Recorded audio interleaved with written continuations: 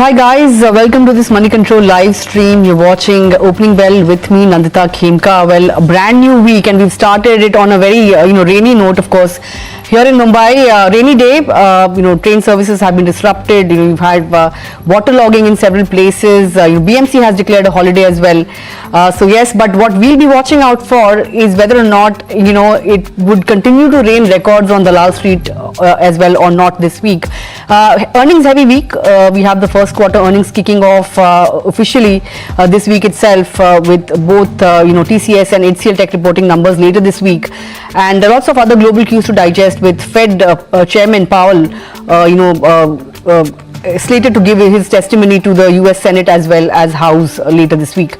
Of course, this morning setup is looking positive. We will be talking about a whole host of stocks that will be in focus in today's session. We'll also be taking up all your stock related queries with our experts on the show. So if you have any queries, as usual, keep them coming in on a live feed. We'll try and take them up. But then let's kickstart the show with a look at the top headlines at this hour.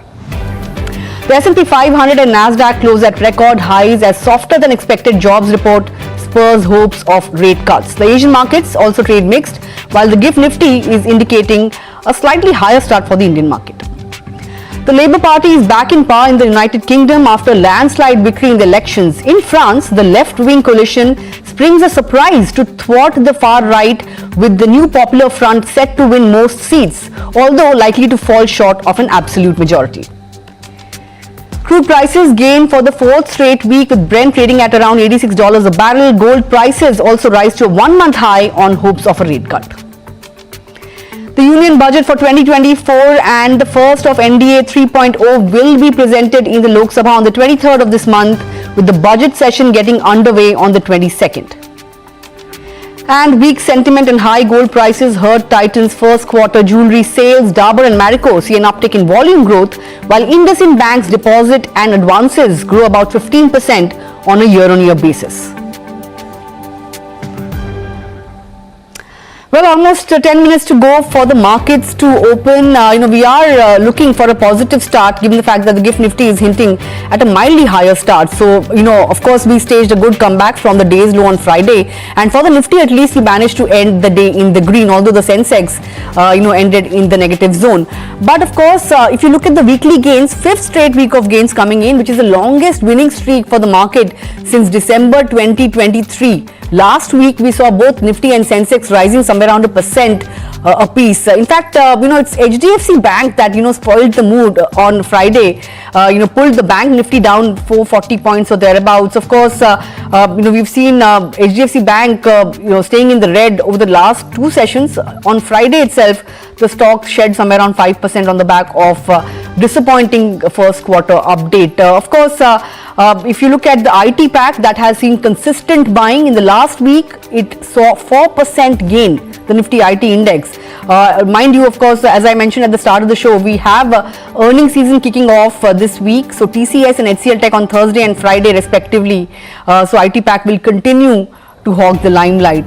Except PSU banks, all the sectoral indices ended with gains last week. The Nifty put call ratio declined to 1.2 from 1.27 level in the previous session. I'm talking about Friday, of course. That was the put call ratio at 1.2. Stocks in F&O ban, GNFC is the new entrant.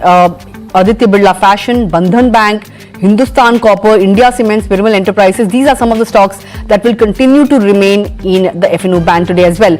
FIIs continue to buy now. They have turned buyers. In fact, in the first week of July itself, they have pumped in somewhere around 7,900 crore rupees in the Indian market, in the cash markets.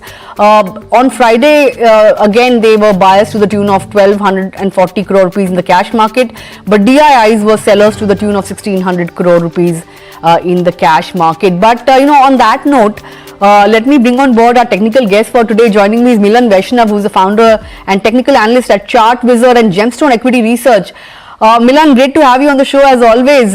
It's a pretty rainy morning here in Mumbai, but given the fact that we managed to stage a good comeback from day's low on Friday, do you expect the upward trajectory to continue, or do you see some bit of caution setting in as we are just about 200 odd points short of that 24,500 mark? Very good morning, Nandita. It's always my pleasure to be here. Coming to Nifty, I feel couple of things that are taking place in a little bit of a contradictory manner. If we talk about an overall trend, so there is no debate to it that we are in a very strong uptrend. But what I'm not so comfortable about is the fact that we have deviated a lot from the mean. If you look at the weekly charts, then the fastest and the nearest 20-week moving average is way below 1600 or 1700 points from the current levels. And if we speak, or if we take a look at the 50-week moving average, it is quite a lot below the current levels. It is almost 3000 points below the current levels. So what my discomfort is that even if we slightly revert back to the mean, then we are staring at a quite significant corrective move or ranged consolidation. But that is something I'm talking about short to medium term basis. But if we take a look on a very short term note, on a very short term perspective, what I see from the options data, that 24,000 strike price, we have a maximum amount of the put OI, and that is not giving up. So what I believe that over the next couple of days time, I believe that 24,000 may continue to hold for Nifty, and only if 24,000 levels are violated, then we might see some incremental weakness coming in, but market may largely stay stable while 24,000 acting as a support. On the higher side, we have 24,500, which is holding the maximum call OI, followed by 24,800. So market participants at this point in time, I believe they are, we can say, neutral to mildly bullish, and may keep the market under range because of this view. Okay, that's the view. But what about the bank Nifty? Hasn't really been able to defend that 53,000 mark. Of course, HDFC Bank's first quarter update coming in as a dampener. We saw HDFC Bank shed somewhere around 5% in Friday's session. How would you approach the bank Nifty now? And looking at the updates that are coming in, we've had updates from IndusInd Bank, Bank of Baroda, and not very encouraging, at least for IndusInd Bank, right? So these three names that I mentioned and Bank Nifty, how are you going to approach them now? Bank Nifty, I will take a two-fold look at it. If we take a look from the relative standpoint, then Nifty Bank is not enjoying a good relative momentum vis-a-vis the broader markets. So far as staging relative performance is concerned, Nifty Bank might struggle a bit. And by and large, even going by the charts, 53,000 remains a very strong resistance level for the Nifty Bank index. Now, that is one way of looking at things.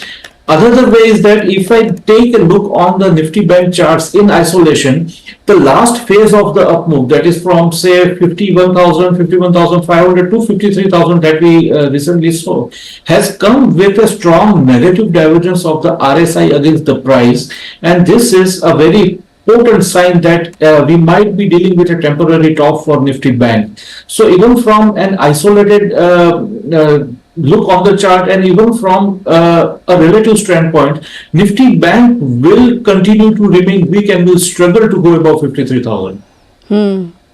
Also want to get into your thoughts on a Bandhan Bank. We've had the appointment of an interim CEO, Ratan Kumar Kesh. He will be, of course, be appointed as the CEO for the next 3 months with effect from the 10th of July till the new MD and CEO takes over. But Bandhan Bank, the pre-open is indicating that it will start in the negative. What are the levels on the downside that you'll be watching out for here? Is it a shorting candidate now? How would you approach it?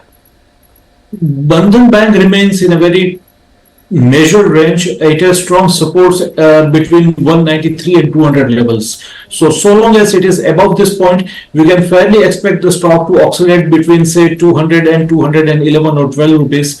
It would be a shorting candidate below 193, not before that. Okay, shorting candidate below 193. That's the level to watch out for on a Bandhan Bank. Talk about Info Edge.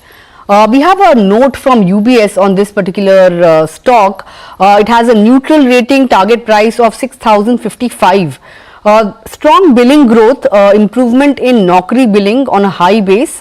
Aside of that, they've also mentioned that underlying hiring trends remain weak, but YOY improvement in billings do suggest a potential pickup in hiring.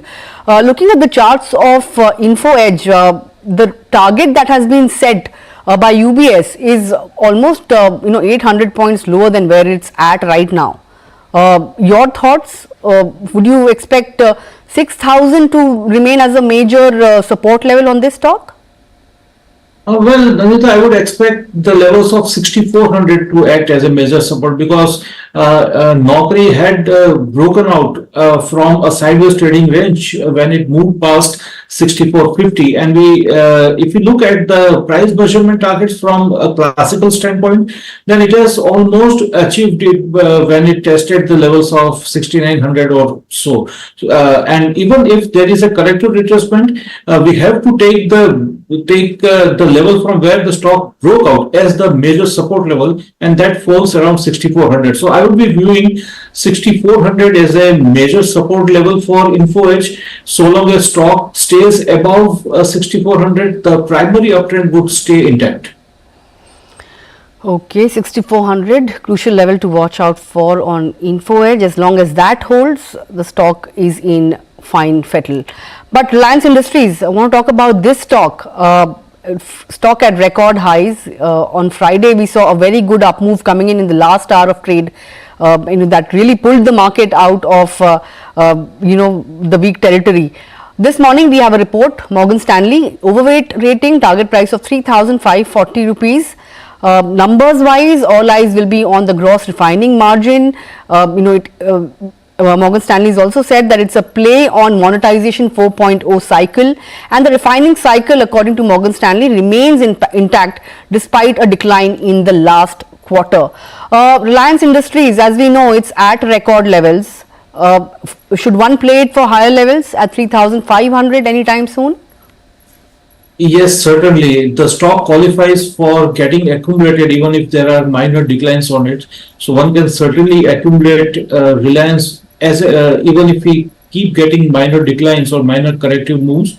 But by and large, the stock has staged a fresh record when it moved above 3050 levels. Again, going by classical price measurement standpoint, I expect 3450 to 3500 on the stock over the next coming months. Okay, 3450 to 3500 on Reliance Industries can't be ruled out over the next few months, but just waiting. Of course, the opening bell, there you have it. We are looking at a slightly positive, in fact negative start for the Nifty. Very flat, in fact flitting between the green and red zones. Mid-cap index, however, has opened up with some bit of strength, 0.4% higher for the mid-cap index. Sensex down 70 points. Nifty as well holding on to 24. Other stocks that are in focus. I want to see how really Marico is doing. It's come out with its first quarter update. There has been some improvement in volume growth for both Dabur and Marico. How are you viewing these two stocks from the FMCG pack on the charts? Let us begin with Marico. Marico has opened higher, but I feel that it has a limited upsides from the current level with major resistance placed in the zone of 650 to 660 levels. Another thing that I don't like about Marico is the loss of strength in the trend. So if anyone is invested in the stock, one can continue to hold Marico and trail the stop losses higher to say around 610 odd levels. But otherwise, for any intention of a fresh entry, the stock may stay devoid of the momentum, the kind of momentum that one must have for it to keep trending high. For Dabur, I think Dabur is much better looking on the charts than Marico. It is on the verge of a fresh breakout above 622 levels. So, so far as trying to take any fresh exposures are concerned, out of the FMCG pack, my choice would be Dabur rather than Marico. Okay, Dabur looking better on the charts when if in comparison to a Marico, but I'm just spotting railway stocks speeding away and how, right? RVNL, another 10% uptick. You have IRFC, IRCON, all these stocks gaining anywhere between 5 to 10%. I mean, RVNL last week also saw very good traction on the back of an order win. How do you really trade into these railway stocks? How is the risk reward looking when it comes to the three names that I mentioned? Is there a trade, or is it time to take some money off? How would you approach? I think all these three stocks are poised in a different way from a technical standpoint. If I take up Rail Vikas Nigam first, RVNL is in a very strong uptrend. It is obviously overbought and overextended.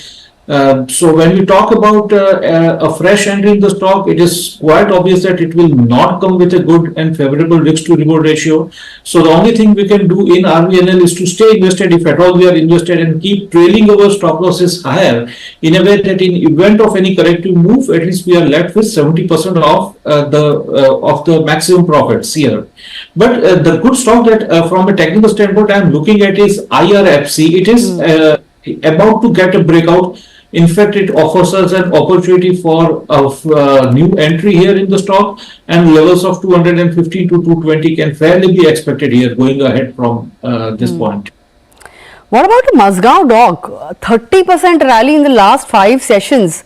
If you look at the 1 month returns, just waiting for it to come. But talking about these two stocks, Mazgaon Dock as well as GRSE, I think GRSE has doubled since June 4 lows, and Mazgaon Dock, as I was mentioning, it has clocked in a 30% jump in a matter of 5 sessions itself. How do you really go about this now? There's no stopping these defense and rail stocks. I mean, a lot of people thought that perhaps after 4th June we would see massive sell-off coming in on these stocks, but what has happened is quite the contrary. See, there is no stopping to these stocks. I agree with you, but if you try and take fresh entries into such kind of moves, I mean, the stock may continue to inch higher. I mean, and people might feel left out. It is absolutely justified. But even if you try to, I mean, if you take or rather try and take a little bit of a calculated entry here, then I would not be entering, because the kind of extended moves that these stocks have got, the risk reward ratio is definitely not in favor of a new entrant. One has to stay invested and keep trailing the stop losses higher is the only thing we can do in these two stocks. Okay, in that sense, let's now get down to some viewer queries that are trickling in. We have discussed railway stocks at length, but we are getting a couple of queries on BEML and IRCON. We spoke about IRCON, I think, but BEML, any levels to watch out for here on the upside? Debu K wants to know your thoughts on this stock. Yes, BEML is attempting a fresh breakout once it moved past 5150 levels. The stock can be accumulated on the downsides. So far as fresh entry is concerned, one can buy 50% of the quantity right now with a stop loss of 48.40 on the stock, and buy the rest if the stock is about to move past 5400. Okay, that's the view. I hope that answers your query. But I saw another query on IREDA. This one is coming in from Srivardhan Gupta. Wants to know if it's a nice time to take position in IREDA, given the fact that it is forming an ascending triangle pattern on the charts. Looking at the charts, last 5 days, 21% up move. Would you not advise fresh position now? It has broken out from a symmetry, not an ascending triangle, because we have to take the lower top of around 201 on the chart, and it has already risen by almost 10 to 12% from there. Fresh entry is something I would not advise, and that comes with a caveat that the stock may continue to inch higher. But when I am saying not advised, I am saying it from a risk to reward perspective. Okay, that's the view. Hope that answers your query. Let's take up the next one then. This one is coming in from Aditya Reddy. He wants to ask you a query on Angel One. He is holding this share at the rate of 2,735 a piece. He wants to know if he should continue to hold for the long term or not. Looking at the charts, 2,000 372 is where it's at. Of course, there was a SEBI circular on uniform transaction fees, and the stock did react to that. All these discount brokerage stocks were reacting to that. But given the fact that his buy price is higher than the current price, would you advise him to hold on at the current juncture and perhaps wait for the stock to edge higher before thinking of exiting? I think the SEBI's development is quite a recent one, but if you look at the charts, the stock is in a prolonged downtrend, a corrective trend, I will call it, and remains absolutely weak from a technical perspective. So there are two things that I can suggest right now, that if he is attempting to add more just because the prices have moved lower, that is something I would not advise. I would not suggest or recommend adding more to the stock. But yes, the stock is largely in a corrective as well as a bit of a sideways move. So he can hold on to this, and with a revised stop loss of 2280 on the stock, if he sees the stock slipping below 2280, then I would recommend an exit. But otherwise, just stay put with the investment. Okay, that's the view then on an Angel One. But next one is coming in from Jiffin, wants to know your thoughts on a Global Spirits. This stock, is attempting to make a comeback, right? If you look at the 6-month chart, not done very well. Even the last 1 month, at a time when the rest of the markets have really fired up, this stock is just about up 6.5% over the last 1 month. Any thoughts here? Should one look at this stock, or should one look at other stocks that hold much more promise? I'm sorry, Nandita, which stock are we referring to? We're talking about Global Spirits. Yeah, this stock isn't opening here. 1 minute. Right. The stock is just about very flat. No, yeah, it is very flat. Global Spirits, it is attempting to reverse a trend. One can try and make a staggered purchases, but we'll need to keep a very strict stop loss of 770 on the stock. That's the view on Global Spirits. Let's also take up some other queries that are trickling in. Then Satya CK wants to know your thoughts on a V-Guard. His time horizon is 1 to 2 years. He wants to know whether, I'm assuming he has some positions, because he wants to know whether he should hold or add more at current levels. What would you advise? My suggestion would be to hold at current levels and continue riding the up move and trail your stop losses higher. As I always say, in a way that if you have to exit at least 70% of the peak profits, stay with you. Adding more is not advised. It is absolutely overextended on the charts and not worth adding more at these levels. Okay, that's the view. Hope that answers your query. What about BSE? Adit Taneja wants to know your thoughts on BSE. The stock has given flattish returns in the last 6 months. Of course, we saw very good traction, but that has been reversed now. In the last 1 month, the stock has shed over 10%. So if somebody has BSE, should they average, or should they just sit tight and wait for the tide to turn? The stock is very near to the 200 DMA, and we'll need to see how it behaves vis-a-vis that important support. One can stay put with BSE as of now. Adding more is something I would not recommend. Okay, adding more not recommended here. I hope that answers your query. Next one is coming in from Dheeraj Sharma. Wants to know your thoughts on whether one should buy Tata Power right now or HBL Power for the long term. Which one is better, is what he wants to know. I think I would recommend splitting the investment in the ratio of 60-40 in favor of Tata Powers. Tata Power. So Tata Power, he can expose 60% of the capital.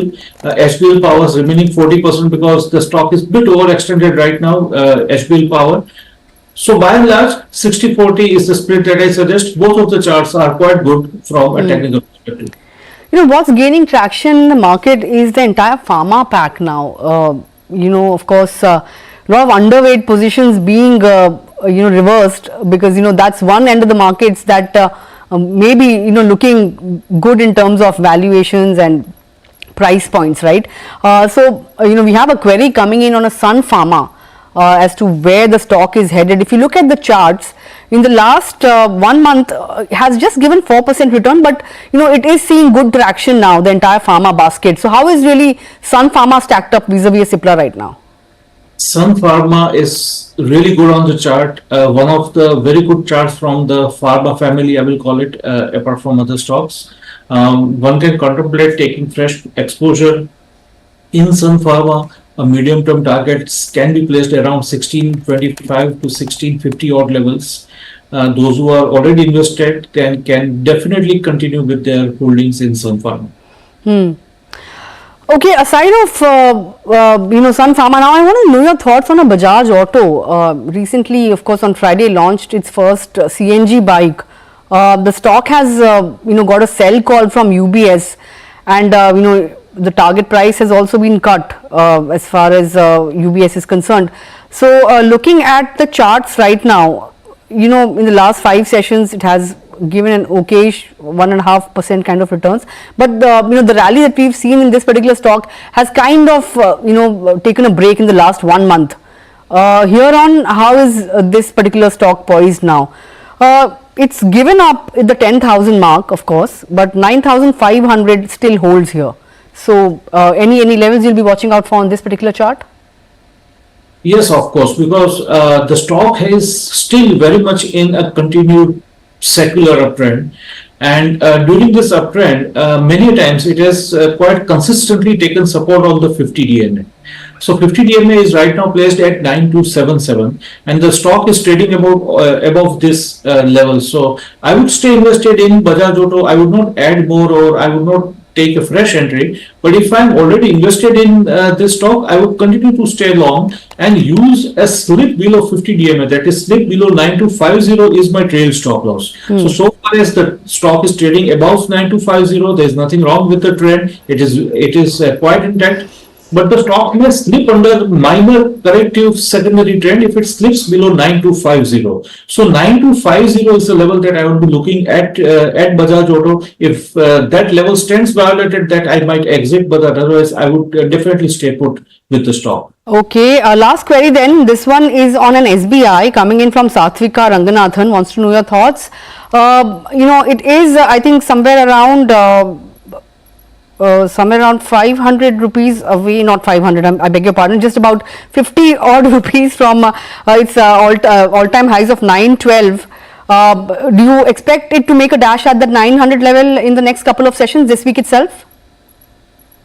I would not say this week, or I would not like to put a time frame on it, but certainly if the stock is keeping its head above 850 levels, then definitely there are chances of it revisiting 900 point. All right, that's the view on SBI. But with that, we've come to the end of the query segment. And Milan, I want to thank you for taking out time and joining in this morning and sharing your thoughts with us and helping our viewers navigate their stock holdings as well. Look forward to our next chat. Thank you. Well, on that note, let me bring on board our other guest. For today, joining me is Amit Gupta, who's the Senior Vice President and Fund Manager at ICICI Securities PMS. Amit, great to have you on the show. But first of all, I want to ask you your view on where we are headed from here. We've seen a very good recovery, 11% recovery on the Nifty since the 4th of June. Here on 24,500, do you think that's a given in the next couple of months? What could emerge as a big risk to this rally going forward, aside of cues like earnings and budget? Do you think some bit of dampener coming in when it comes to the first quarter earnings? Yeah, so see, I think if you look at, first of all, from the downside perspective, that is more important, because even if Nifty consolidates here, I think it is good for the broader market perspective.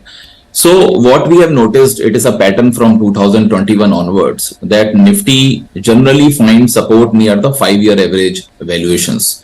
So if you see financial year 25 EPS, it is expected around 1140, 1150. And there was a positive surprise on financial year 24 EPS, which was supposed to be 980. It closed around 1005, so 2-3% higher. So assuming 14-15% of normal growth in the Nifty EPS, 1140, 1150 rupees of EPS comes for financial year 25. That means 21,000 becomes 18 times market. And after election, we saw that Nifty tested those levels. And the 5-year average is 18.5. That means you came little lower than the 5-year average when you tested 21,000. And that is where for this year, we have seen that particular exercise done, that it tests the 5-year average valuations. Now, the only variable left is dollar index. If there is a big risk of sentiment, suppose, then it can go to the 10-year average. Otherwise, in a normal scenario, 5-year average generally provides that kind of support, and that is where we see some FII flows also coming in. So I think from that perspective, it is over, and now more consolidation possible. 23,000, 24,000. In fact, I think it can move eventually towards 25,000 also in this year. But after budget, we will be moving more towards the global US related events, where the US president election is there, interest rate cuts, we will start talking about when it is going to happen. So far, there is 70% plus possibility of something happening in September. That is why some of the related stocks, they can participate also. But when you talk about FII flows, do you think the trend seems to have reversed decisively now? Because in July itself, we've seen inflows of somewhere around 8,000 crores. So are the jitters over elections out of the way, and will the second half see a steady influx of foreign funds? So foreign funds, see, they are highly underinvested. That is very clear. I mean, if you see previously in the previous decade, we used to see almost 20.5%, 21% of equity exposure from the FIIs. This time it is not that much. This time it is 16.5%. But yes, they don't invest in India when the valuations are rich or relatively elevated. They generally put money in that scenario in the value markets. Like China, we have seen from the year starting, calendar year starting, they have put good money. So the value markets generally put money. But whenever Nifty declines, we have seen that the money comes in. So they are not leaving India, right? So that is where I think the domestic institutions, they are providing momentum on regular basis, but FIIs are checking the markets to fall majorly. And that is where it's a very sustainable market. Volatility of Indian markets have come down tremendously. If you compare with the outside emerging markets or the developed markets, it's a very good sign, because our macro stability is definitely there.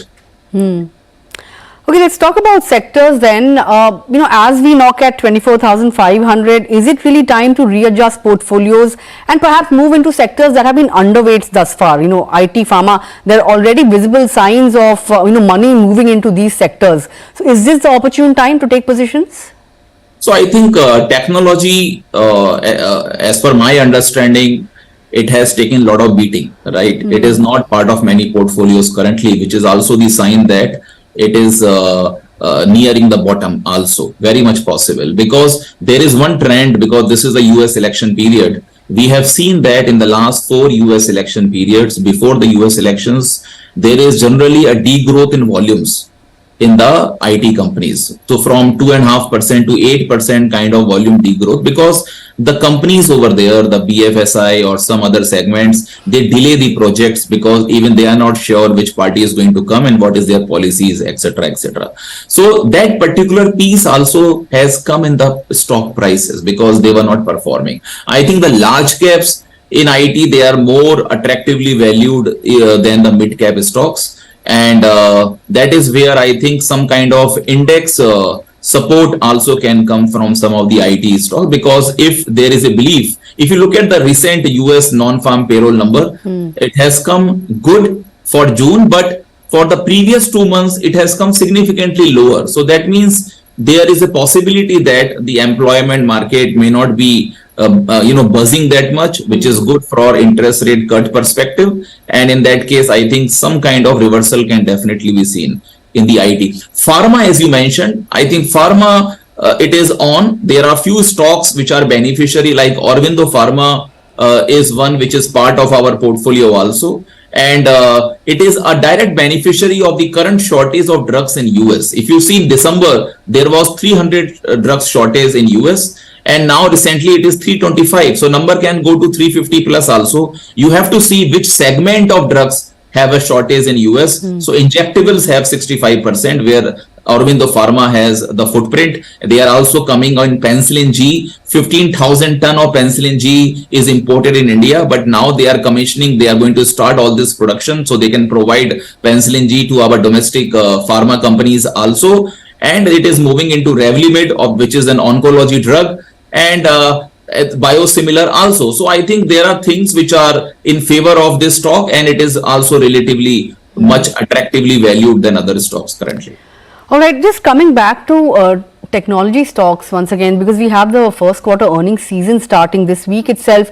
What have you baked in terms of expectations from IT names like TCS and HCL Tech? Do you think it is expected to be a muted quarter any which ways, but do you think that has already been baked into the prices? I don't think any big positive surprise you are going to see. The numbers can remain same only what you are seeing before. The guidance also may not go up. Still, they will wait for the companies to revise the guidance over there.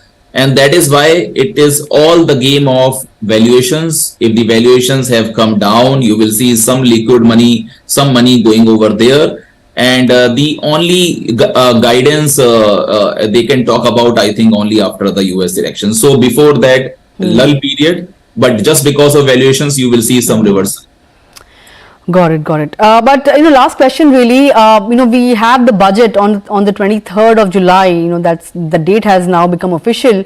Just a fortnight away. What would you be expecting, especially since we have a coalition government at the center? Will the focus more be towards reviving consumption, alleviating rural stress, and from an equity market standpoint, any chances, according to you, of a hike in STT on F&O and high frequency trades? So that comes in every budget. Actually, we start talking about that. I think the trajectory, because government also has given presentations to foreign direct investments, right? They were talking about 100-day announcements before also. Their plan is ready. They are talking about Viksit Bharat. So you should understand that infrastructure, capex and manufacturing, it will remain in the limelight. The consumer story will develop with the job creation. Otherwise, it will remain mostly the K-shaped recovery in Indian markets currently. That is where we need to focus. The luxury segments, whether it is housing or hotels or liquor, I think they will give you sustainable growth along with these kind of industrials or manufacturing and all which are coming up. So many sectors are emerging. Defense and railways, I just saw that still the stocks are performing. So that is something where the order book position, you cannot guess where it can go up to. So there is no historical benchmark with which you can compare, right? You can look at defense, whatever order book they have. So for example, Bharat Dynamics, 20,000 crore order book. Now they are saying in the coming 2 years, it can become 4 times extra, 80,000 crore extra order book. Like Mazgaon Dock, 38,000 crore order book in the coming 2 years, it can go beyond 1 lakh crore extra. So those kind of scenarios are coming, and that is why these stocks are good to buy when you see any kind of decline. All right, point taken. Of course, defense and shipbuilding, these stocks have been flying off the shelves, rallying with, all guns blazing. But with that, Amit, I'm afraid this is all the time we have for today. But look forward to a longer conversation with you sometime soon. Thanks a lot for taking out time and joining in. Thanks. Well, with that, of course, the Nifty, of course, has slipped below that 24,300 mark. Extremely volatile this morning. We have been flitting between green and red, but right now, 50 points down on the Nifty, and the mid-cap index has also given up its gain. The Nifty Bank index continues to trade in the red. But with that, completely timed out on this edition of Opening Bell. But of course, lots lined up throughout the day. At 12 o'clock, you can log on to Stocks for the Next Innings, where we will be discussing a stock that you can keep on your radar as a long-term bet for Modi 3.0. And then, of course, we'll have closing bell at 3:30 p.m. with me and Yatin. So don't forget to tune in for that. Thanks a lot for tuning in. Have a great day ahead.